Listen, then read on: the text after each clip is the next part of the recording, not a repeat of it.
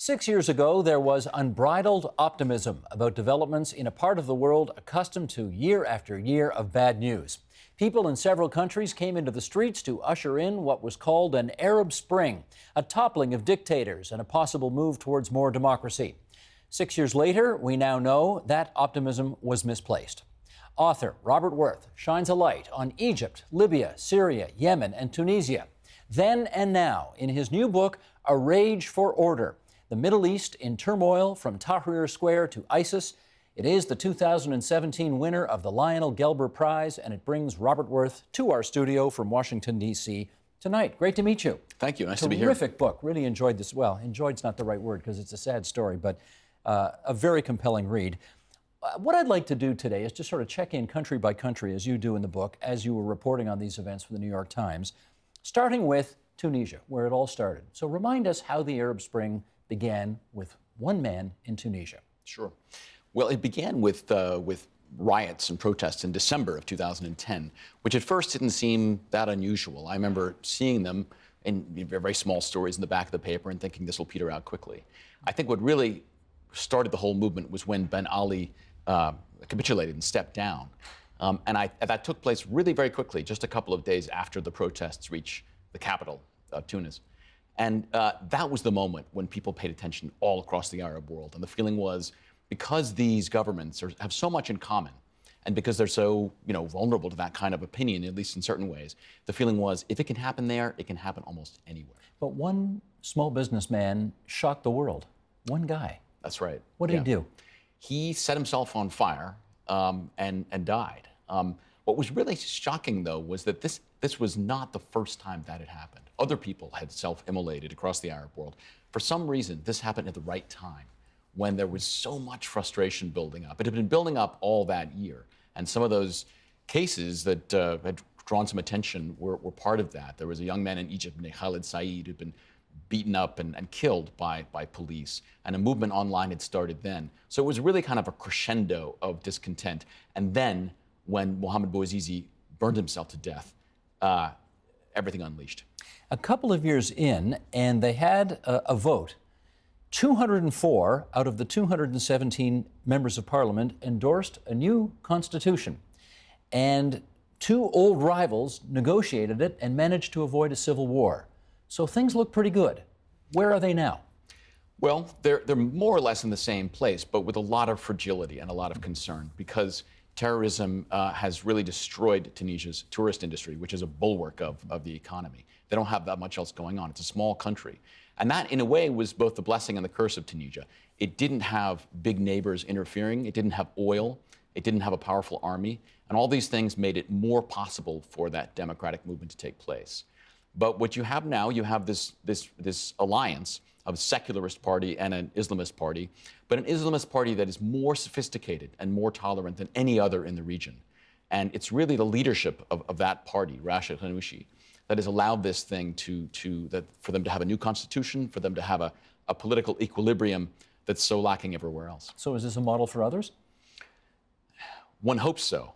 The trouble is that, as I say, it's a little too early to say. What we have is a political balance, but great fears of terrorism, and after all, Libya next door makes that worse. There's a continuing economic collapse. I think that if it proceeds and gets better, it may well be. I think it's limited simply by the fact that Tunisia is so small and was always a little bit closer to Europe in terms of its politics. We'll get to Libya in a sec, but let's go to the land of the pyramids first. Let's do Egypt. They asked you when you were traveling in Egypt, somebody asked you, don't write that history always repeats. And yet, does it? Yeah. Well, Egypt was in some ways one of the most heartbreaking of these, because you had such a sense of triumph. The Tahrir Square became the emblematic of all these revolts. And you were there. Yeah. You're in the middle of it. Yeah. Yeah. I mean, it's something I'll never forget, being there and seeing the exact moment when Mubarak fell and the crowd just swept up in this ecstasy, a feeling that they had won. But of course, they had only taken one step that was really ultimately a symbolic step. And the polarization of that society very quickly became evident again. And even though they did have a free and fair election, I mean, something really unprecedented in Egypt, It elected someone who people were very, very reluctant about. I mean, they had essentially chosen him because he was better than going back to the old regime. This is Morsi you're talking about. Morsi, he was from the Muslim Brotherhood, and there was great, great concern about the Brotherhood and about, political Islam. And over the next year, that collapsed into, as you know, a military takeover. Well, let's look at three people in particular who are huge players in the midst of all of this. You've talked about Hosni Mubarak, 80, what is he now, 88 years old, something like that, 86, something like that, high 80s anyway. Free man now, just walked out not too long ago. Yeah, it's to what? Many people say that in some respects, Sisi is even worse than Mubarak. He has clamped down not just on the Muslim Brotherhood, but on secular protesters of all kinds. Many of the young people who actually kicked this off in January of 2011 are now in jail, simply for expressing their opinions. And the hopes that Sisi would at least bring up an economic revival to Egypt have foundered. So it's like here we are again, back to dictatorship. Sadly, it does seem that way. Mohamed Morsi, where's he now? He is in prison. Awaiting? There's a death sentence, but now that appears that there has been talk for a long time that the leadership of the Muslim Brotherhood, which is in jail, would ultimately be pardoned, and there would be some kind of political deal. But that deal hasn't been struck.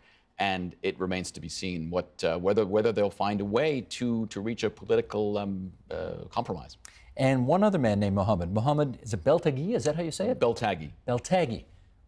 Who was he and what's his status now?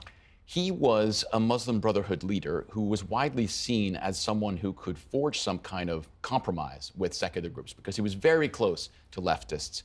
He had a more moderate view. He was very charismatic, and he was the only leader in the Muslim Brotherhood who was in Tahrir Square during the entire revolt. Most of them stayed away, being cautious. The Brotherhood is famously, notoriously cautious. And Beltaghi said, no, this is the right time. And he went in, defied the Brotherhood's leadership in some respects. But ultimately, over the course of the next couple of years, as the polarization got worse and worse, he was forced to take sides. And he, in fact, in the summer of 2013, started speaking on the stage at the big Islamist protest campground, and in using the kinds of rhetoric, kind of really divisive rhetoric that made people see him as among the worst. And what was his fate? Jail. He was right after the massacre that took place at that protest. He was captured and thrown in jail and received a death sentence. Let's move on to Libya, land of warlords. There is a moment in your book where you describe a bunch of people in Libya, a group of guys sitting around joking about how they'd tortured lots of people and were kind of getting off on it. What was that all about? Well, I think, Libya is the land of black humor. People had to live for so long with a regime that seemed crazy, not just to everybody else in the world, but in some ways to them. There were no institutions. Gaddafi destroyed everything, except, of course, for the security services and the so-called revolutionary committees. And the group that I spent time with were guys who were in jail, most of them swept up during 2011, during the protests. And they then got out of jail. Some of them were killed, but those who survived immediately formed their own group and then rounded up their jailers and put them in jail. And they then... the moment you're referring to is when they found videos of some of them and some of their friends being tortured. And to an outsider, it just seems appalling. You can't watch this stuff without feeling that it's unwatchable almost. But to them, they had lived this. I mean, when you've lived that for so long, it becomes normal, even funny. The United States, I think in no small measure because of the influence of three very senior female, as it turns out, advisors to President Obama, Hillary Clinton, Susan Rice, Samantha Power, decided to get involved in Libya, and they allowed Gaddafi to be taken and ultimately killed. That was supposed to be a good thing. Is Libya better off now as a result of no Gaddafi? That's a tough and a painful question to ask. I mean, I don't think so, and I don't think anybody foresaw this. The feeling at the time when the NATO intervention was organized was Gaddafi, after the initial rebellion, was now pushing back. This is February of 2011 to March. And he was about to crush Benghazi, the center at that time of the revolt. And the feeling was there was a wide-scale massacre about to take place, and we couldn't permit that to happen. Of course, That led to this 8-month civil war, the killing of Gaddafi, and ultimately the empowerment of militias all over the country. And the one moment, I think, when that might have been rolled back, when you might have seen a new central government that was able to exert sovereignty, that moment was missed at the end of that war when nobody disarmed the militias. Let's move on to what has been probably the most intractable of military conflicts there, Syria, the land of civil war. The revolution succeeded in other Arab countries, but not this one. Why not? I think fundamentally it's because Syria has been a battleground for a long time for foreign powers. It has a very, very strong relationship dating back decades with Iran.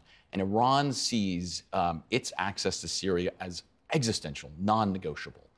Iran also, as you know, as we've seen in Iraq over the past decade and a half, is very good at undermining governments from the outside.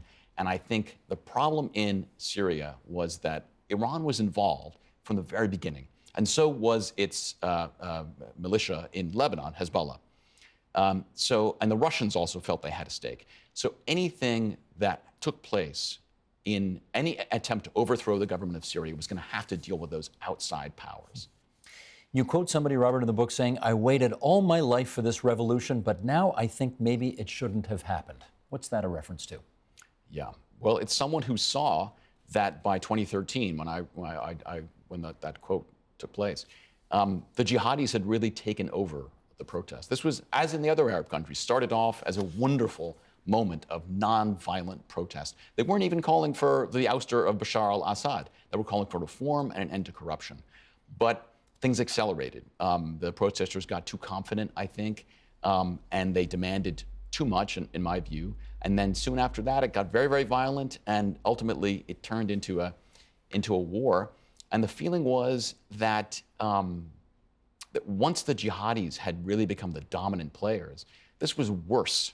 And now there's no question that it's worse. I've actually just come back from Syria, and the armed rebels now are all more or less monsters. I don't think anybody, well, very few people would deny that things were better in 2010.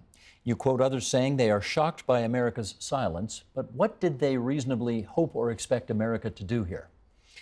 You know, I think, unfortunately, they were unreasonable in their expectations. There's it's funny, there's a kind of ambivalence about America in the Middle East. There's a feeling that it's guilty of all kinds of crimes, that its power has been abused, and yet also some of those same people look to America for help. They feel that America is the only country powerful enough to enforce settlements and to give some hope for democracy and human rights. And I think they feel that America could have stepped in, could have gotten rid of Bashar and put something better in his place. And I think they were wrong. Well, I was going to say, do they not notice that sort of everywhere America, not everywhere, but very often when America intervenes in a foreign situation, it doesn't get better? I think their hopes outran their realism. And especially when you look next door in Iraq and see, you know, how, and I would tell them that, so much money spent, you know, so much military presence, and still a ruinous civil war, and essentially politically what amounts to a handing of that country to Iran. Let's talk about Yemen now. You talked to protesters there about what they wanted, and what they said was, we want a state where citizenship means something and the rule of law is respected. How close are people to that in Yemen? They are very, very far. They're, if anything, farther than they were in 2011. And the tragedy of Yemen in particular is that it's a country where no one expected a revolt like this to take place. It's very tribal.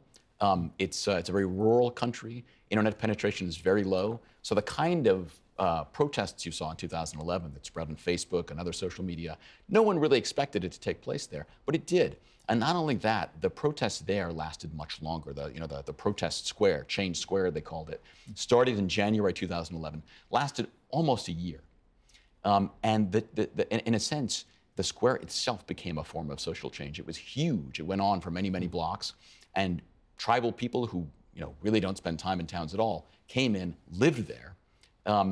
And there were sort of makeshift universities that were happening there. There were medical clinics. There was a kind of a social mixing that itself, I think, was beneficial. The trouble was that what was meant to be, this was actually all, on the political level, this was a kind of negotiated settlement where you had the ruler, Ali Abdullah Saleh, pushed out, replaced by his deputy, and then a process called the National Dialogue in place to slowly address political reform. The problem was that that was taking place in the capital, and elsewhere in the country, things were really falling apart. You had secession movements, you had rebels, and ultimately that swamped the effort at incremental reform. And President Saleh, former President Saleh's status today is what? He is still there. He negotiated for himself as part of his ouster immunity from all criminal charges, and of course now he has joined the movement, the rebels from the north, who have mostly taken over the country and are involved in a ruinous civil war. Let's look at two countries, actually, which had nothing. Well, let me put it this way. Iran, you've already talked about as being the sort of locus of one end of this thing, and Saudi Arabia is the locus of the other end of this thing. And yet, for the leading country of Shiism and the leading country of Sunnism, there's no revolution in either one of those countries, and nothing, apparently on the horizon. How have they managed to avoid all of what the neighbors have been engulfed by? Well, with the Saudis, the answer is very simple, which is that they have immense oil wealth. And in 2011, in fact, they dispersed massive flows of money to placate people, essentially. It's also, I think, it's not just a question of money. They didn't just buy people off.